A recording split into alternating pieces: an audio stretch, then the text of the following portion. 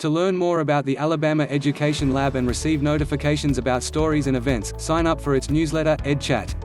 Early on a weekday in the middle of June, students gathered in the gym at Birmingham's Brown Elementary School, dancing the Cupid Shuffle and warming up for a day of learning.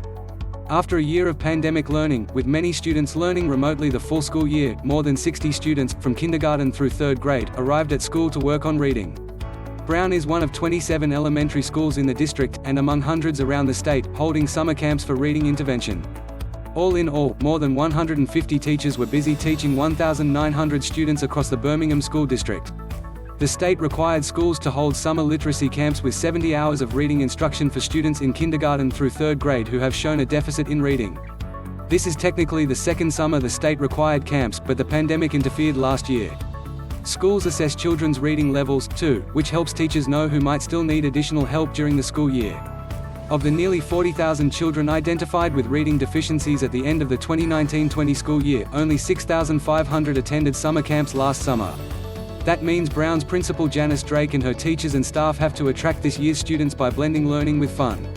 The Alabama Literacy Act, passed in 2019, requires schools use evidence-based teaching practices developed as experts gained an understanding of the brain development and skills needed to teach children how to read.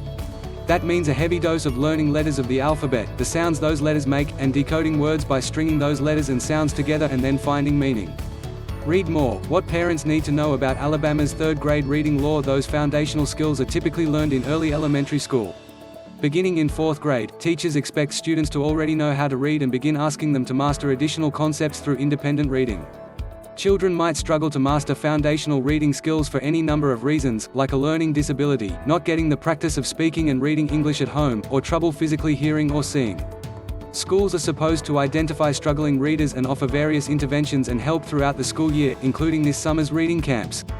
Drake said she reached out to families with personal invitations to enroll their struggling readers in literacy camp. Not everyone took her up on the offer, but the parents of about 70 children did, and those children now receive 3.5 hours of intensive instruction 4 days a week, for 5 weeks, in a race to get them up to speed before the school year begins.